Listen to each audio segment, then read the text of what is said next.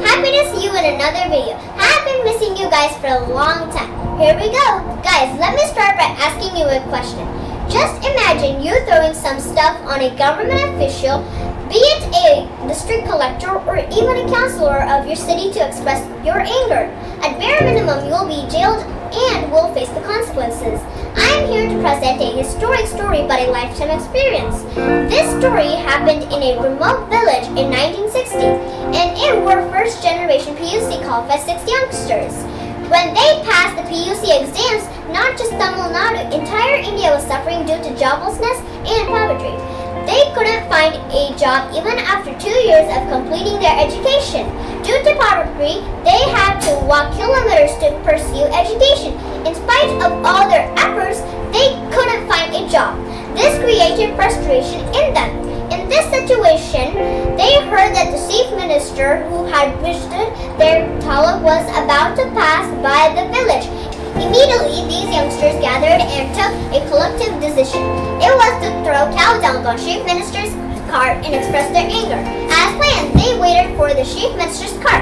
A policeman's vehicle preceded chief minister's cart. They aimed at chief minister's cart to throw cow dung, but threw it on policeman's vehicle. They were chased by the policeman and caught by them.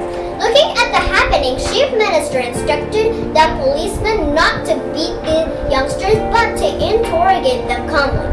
Youngsters explained the reason for throwing cow dung. After listening to the youngsters' reason for their anger, chief minister instructed policemen to bring these 6 young boys to the taluk office the next day.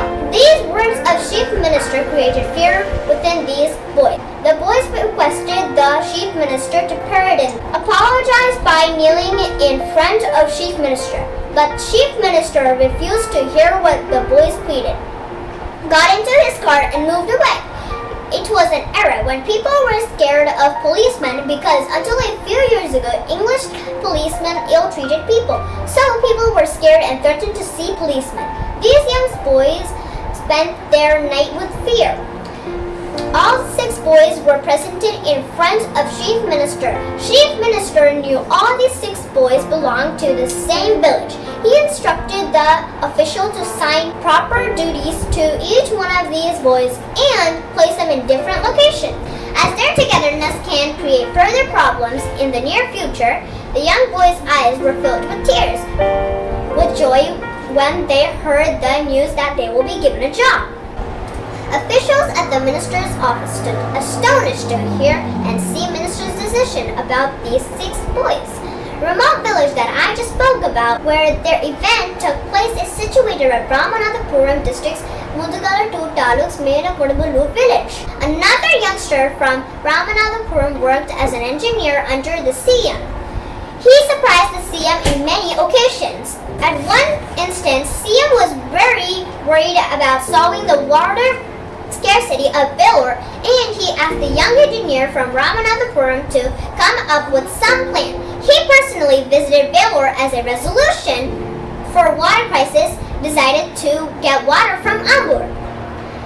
The young engineer explained to CM that Ambur is downhill and Vellore is uphill, so it is impossible to get water. CM angrily responded, "Are you employed to tell that it is impossible to get water from downhill to uphill? You got to come up with something that works, and only then you can leave." After 4 days, the young engineer had come up with a plan to solve the water crisis and arrived at CM's residence. It was 2 a.m. at midnight, and he met CM's assistants. He got to know CM had gone to sleep. Hence, he just requested CM's assistants to hand over the plan when he wakes up and not to disturb his sleep. The young engineer then got back home and slept through the night and woke up only by 8 in the morning. When he came out of the house, to his surprise, he was shocked to see chief minister sitting in front of his residence waiting to meet him. The chief minister mentioned that you didn't disturb my sleep, hence I didn't want to disturb your sleep too. The plan is amazing. Thanks so much for coming up with such a great plan.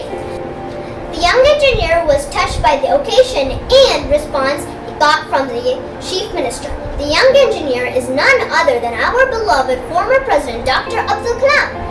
The Chief Minister whom we are talking about is none other than our former Chief Minister, Mr. Kamaraj. Kamaraj was known for his excellence at work and governing capabilities. He is called as Karmavir Kamaraj. His birth name is Kamachi. Kamaraj was named Kamachi after his birth. Kamachi is his family's deity's name.